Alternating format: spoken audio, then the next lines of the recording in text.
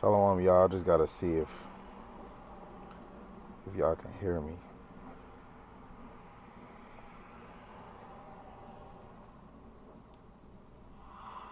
Shalom, shalom. Shalom, y'all. I just gotta see if y'all can hear me.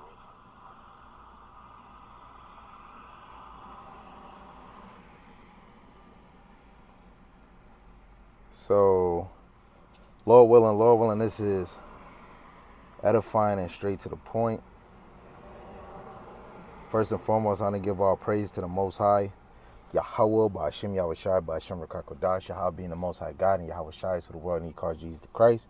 And of course, I want to give double honors to the apostles and the elders and great millstone who've been ruling well through the Spirit, teaching His word and believing His word from elder to higher on down. That's constantly teaching day in and day out, right? And for the hopeful elect scattered four corners of the earth, that's teaching His word and believing in His word in congregations and out congregations. Lord willing, the Most High have you endure. Lord willing, we will all be teaching one thing. And for the sisters and the wives out here that's playing their role, trying to be a loving and silent wife, and to continue to pursue to be a virtuous woman, and still believing in this word, right? Lord willing, the Most High have mercy on the other brothers and sisters that is not in the faith, right? So this lesson is really inspired by having a conversation with my brothers, Bashar and Samuel. We were just talking about, and the video that I had posted of the lady, you're going to really have to choose a side. Is either you're going to choose Yahweh Hashem Yahushai, or you're going to choose this world, the philosophy, or in order to buy and sell, or basically the system. You're going to have to choose the system, the belief of this system, of this world, or to believe the system, the order of Yahweh Hashem Yahushai. So the main thing that inspired me on this was thinking of Maccabees. Me thinking of the Maccabees. What was the other one? You got to think some of the disciples, when Yahweh said, come follow me. They could have chose to just stay in their own lane, but the Lord wanted to pull them to follow him, so that eventually they can become disciples, learners, and then eventually upgrade into apostles. And you got to think, when Yahweh was here, many followed, but soon as he died, the sheep scattered. So first and foremost, and it's crazy I just said that, so now I got to get this other precept. That is just crazy. That is amazing but crazy. Zechariah the 13th chapter, and I believe verse 7, it says, awake, O sword, against my shepherd, and against the man that is my fellow. Saith Yahweh Shemashai of hosts, smite the shepherd, and the sheep shall be scattered, and I will turn my hand upon the little ones. Right now we're in a point of faith. Right now, grace, like the brother Bashar said, man, eventually that gate of mercy is going to close. If you don't tap in now, when they do that little blackout and everything shut off, all the internet, and then when they shut back on, there's going to be a new system, a new update, right? Just like when you update your phone, it cuts right off. Let me see if I got the update button on here right now, right? Maybe I updated already. Wait, hold on. Nope, that's not it.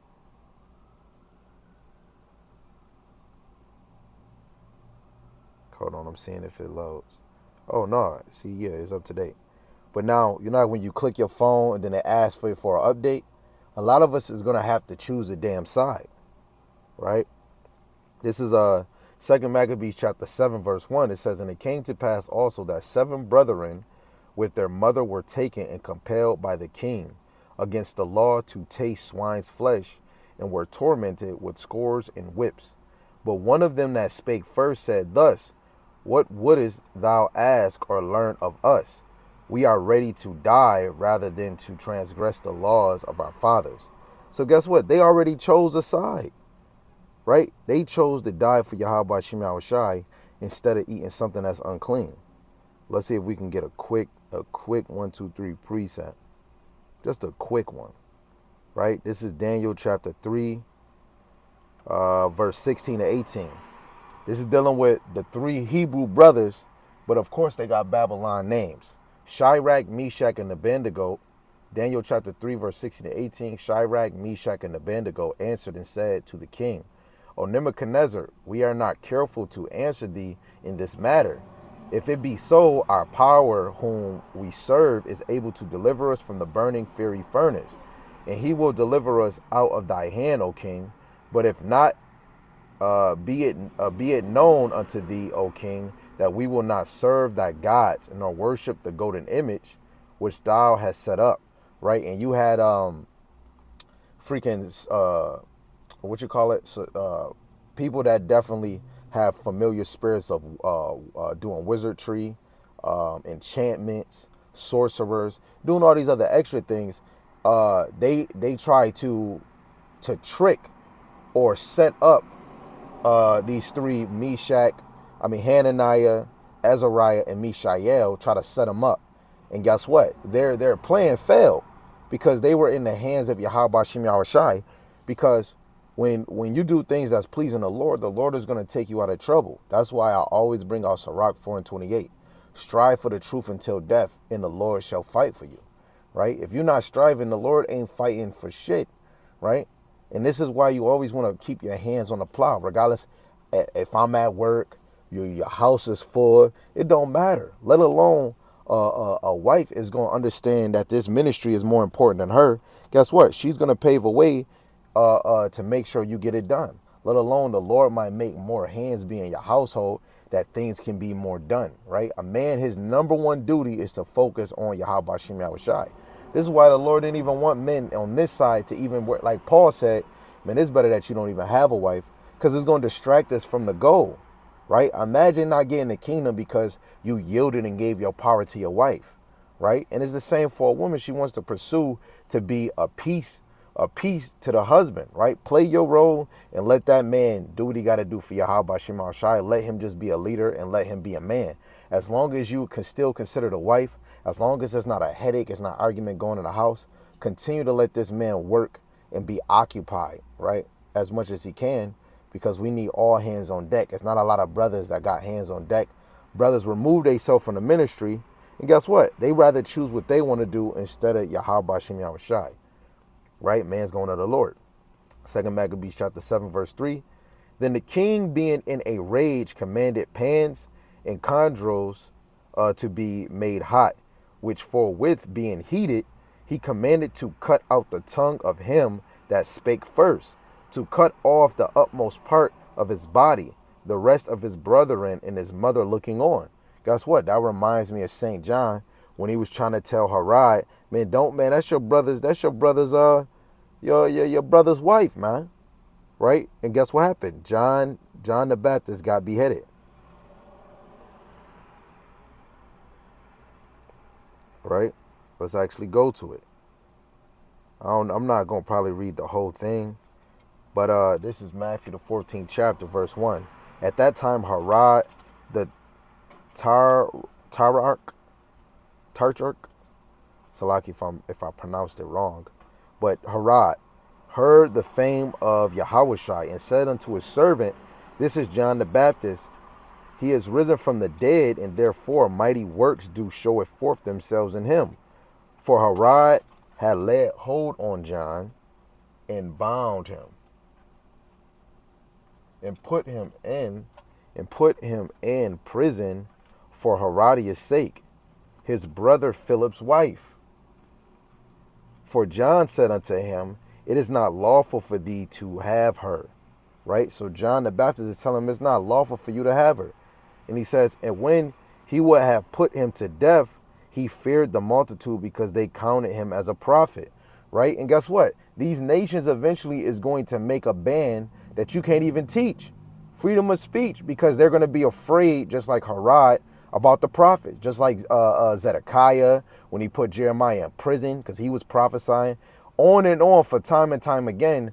Everybody don't want to listen to what we got to say. If we was speaking shabba dabba ding dong, let's smoke a blunt, we're the thick bitches that we want to fuck, or some weird ass, let's twerk, a hot girl summer, everybody will listen to us. But when we actually speak in truth, things that go over your damn head like a football, You're not going to listen. And I used to be that nigga, right? But hey, the Lord didn't allow me to see the men of the Lord, right? But guess what? I didn't choose to read, right? Because the reading is going to increase you. Then the Lord he'll search your heart and he'll point you to the right teachers, right? It was a point in time that I had to choose, why am I not doing this? But I got that. Then right there and then, he allowed me to choose, but I still was holding on to worldly things. When you come serve the Lord, we have to eventually let go of worldly things. I'm going to try to drop down. No, at verse 6, it says, but when Herod's birthday was kept, the daughter of Herodias danced before them and pleased Herod, whereupon he promised with an oath to give her whatsoever she would ask. And she said, being before instructed of her mother, said, give me here John the Baptist's head in a charger, a platter. And the king was sorry, nevertheless, for the oath's sake, and them would set with him at meat. He commanded it to be given her. And he sent and beheaded John in prison. And his head was brought in a charger, a platter, and given to the damsel. And she brought it to her mother. And his disciples came and took up the body and buried it and went and told Yahushua. Imagine that, man, right? You hearing a man that's actually really teaching the truth, and he get beheaded for teaching the truth. Now you see children in here, they don't want to yield to the king's decree. So they heard and said, man, hey, look, you might as well end up killing me because I'm not trying to fold, right? And the men of the Lord, when they lay themselves down, these videos is already going to be seen national wide. Jewish people run Facebook and YouTube. So they're seeing it. But when they start ushering these things and then it lines up with what we saying, eventually they about to start plucking you off the streets. Either they going you can't teach. Then eventually people are still going to be looking for the truth, you know, and if your name is known, you're going to get picked up, right? And regardless, whoever it is, Revelations 20:4, some brothers is going to get martyred for the name of Yahweh Shem Yahushai. Man, regardless, Lord, whatever route you got me, as long as I keep my foot 10 toes down and be unmovable, right? Because if the Lord move you, I'm sorry, that mercy gate is going to be closed, right? So you want the Lord to use you in every aspect. Like right now, I'm watching this brother I've been seeing. He was a regular brother, and now he's down on his luck. He looked like he doing drugs or whatever. And this is not how we should be seeing our brothers, man, right? Our brothers should be in a higher estate. But look how the world, being in this place, gave us poison. From philosophies, to food, to women, into drugs, television, technology. It's just so many things in this world, not just America, but the whole world. And America is that great whore that gave influence around the whole earth, right? And a lot of our people, because man's going to the Lord already seen their heart. The Lord is a bad man, Majama, man. Back to 2 Maccabees, chapter 7, verse 5, it says, now when he was thus maimed in all his members, he commanded him, being yet alive, to be brought to the fire, and to be fried in the pan, and as the vapor of the pan was for a good space dispersed, they exhorted one another with the mother to die manfully, saying thus, Yahweh Shemashai power looketh upon us, and in truth have comfort in us, as Moses in his song, which witnessed to our face, declares, saying, he shall be comfort in his servants. Let's go get this precept, Deuteronomy 32. I'm going to have to go back to work soon, right? But we're going to get it in, right? Deuteronomy 32 and 36. It says, and Yahweh Shemashai shall judge his people and repent himself for his servants, which is the prophets, right? When he seeth that their power is gone, there is none shut up or left, and he shall say, where are their gods, their rock in whom they trusted, right? But the true men of the Lord and the woman that's playing a role, they're going to be saved out of those troubles, right? Verse 7, so when the first was dead after this manner, they brought the second to make him a mocking stock. And when they had pulled off the skin of his head, with the hair they asked him, Wilt thou eat before thou be punished throughout every member of thy body? Man, they pulled this man's skin from his hair. You can't even imagine that. You can go watch it in a movie, right? Let's go to another precept. I believe we're going to Mark the 15th chapter, 17 to 20, and it reads, "And they clothed him with purple and plaited a crown of thorns and put it about his head and began to salute him. Hail, King of the Jews! And they smote him in the head with a reed, and did spit upon him, and bowing their knees worshipped him. And when they had mocked him, they took off the purple from him and put his own clothes on him, and led him out to be crucified." Right? They're going to try to mock us when they're tormenting us, man. This is going to be a game and a joke. Oh, I'm killing the men of the Lord. But guess what? The ones that died for Yahweh Shemashai is going to rise up first, and all of them is going to be so starstruck at the strangeness of our salvation, man. Coming back with that glory, man. This is why through these trials and tribulations, in order to get that glory, you must go through hell, because you're in hell, right? The Lord is going to put the men of the Lord. Hey, if you the men of the Lord, you think shit is just going to be green, dandy and green? No. Until Jacob's beginning, 2nd Ezra 6 and 9, until we get that beginning, we're going to catch hell. And the Lord is going to, he's going to always test your soft ass skin for tough skin, right? Let's get another one. Hebrews 11 and 36. Hebrews 11 verse 36. And it reads, it says, "And the others had trial of cruel mocking and scourging, yea, moreover, of bonds and imprisonment." Right? Wait, let me start at verse 33. It says, "Who through faith subdued kingdoms, wrote righteousness, obtained promises, stopped the mouths of lions, quenched the violence of fire, escaped the edge of the sword, out of the weakness were made strong, waxed valiant in fight, and turned to flight the army of the aliens," which is strangers. "Women receive their dead raised to life again, and others were tortured, not accepting deliverance, that they might obtain a better resurrection. And others had trial of cruel mocking and scourges, yea, moreover, of bonds and imprisonment. They were stoned, they were sawn asunder, they were tempted, were slain with the sword. They wander about sheepskins and goatskins, being destitute, afflicted, and tormented."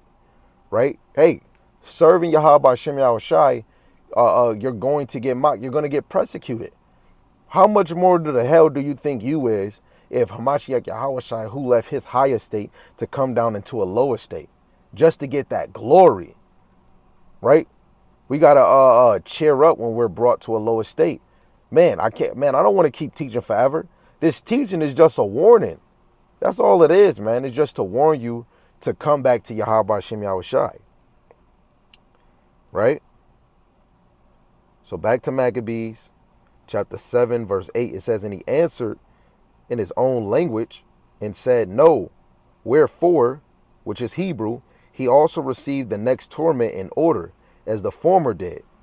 And when he was at the last gaps, he said, Thou like a fury takest us out of this present life.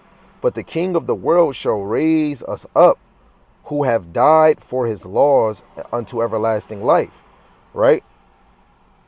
And that goes back to Hebrews 11 and 35.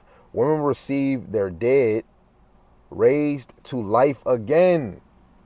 Right? Your family members, say if you get taken from your wife and you die for the name of the Lord, you're going to be risen again. Just like later on in Maccabees, when her sons or her die, she said, "I'm going to see you again." Right? All the ones that die for the name of the Lord, we're going to all see each other again. Right? And it says, "And others were tortured, not accepting deliverance, that they might obtain a better resurrection." Right? The resurrection in Hamashiach Yahushai. Right? Verse 10. "After him was the third made a mocking stock, and when he was required, he put out his tongue and that right soon, holding forth his hands manfully, and said courageously, These I had from heaven, and from his laws I despised them, and from him I hope to receive them again. Right? That's 1 Maccabees, the 3rd chapter. Let's get it.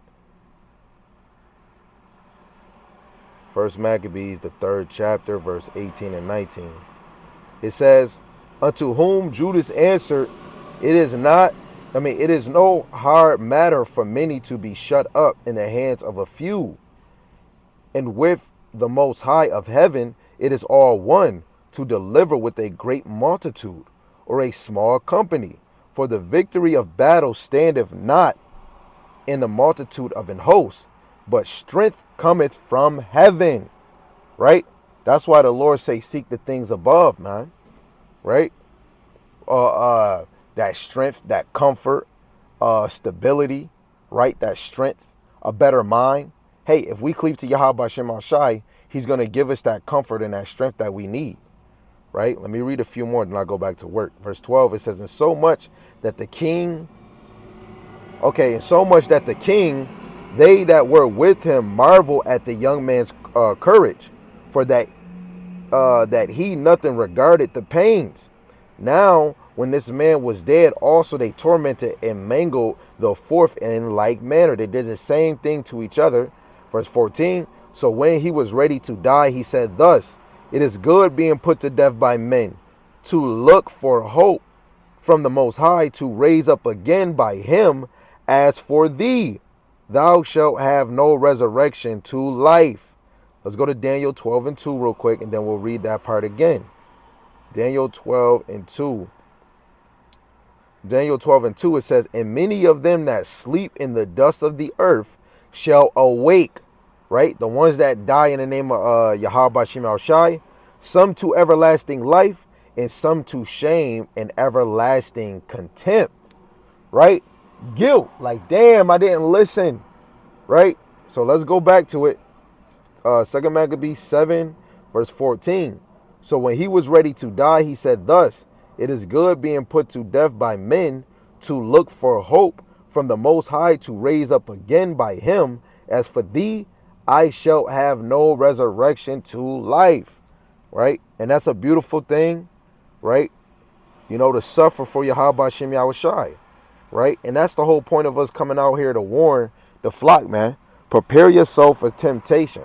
Prepare yourself that to know that you might have to die. You might have to die for the name of Yahweh Shem Shai. But that all goes to brothers yielding to the power and the ways of Yahweh Shem Shai. Till next time, Yahweh speed. Lord willing, this was an edifying lesson. Yahweh Shem Shai by Shem Kodash. Yahweh being the Most High God. Yahweh Shai is who the world, and he calls Yahweh Shai, who the world, and he calls Jesus the Christ, Salaki, right? And to the hopeful elect, endure. And for the other brothers and sisters that's not in the faith, Lord willing, the Most High have mercy upon you. Shalom.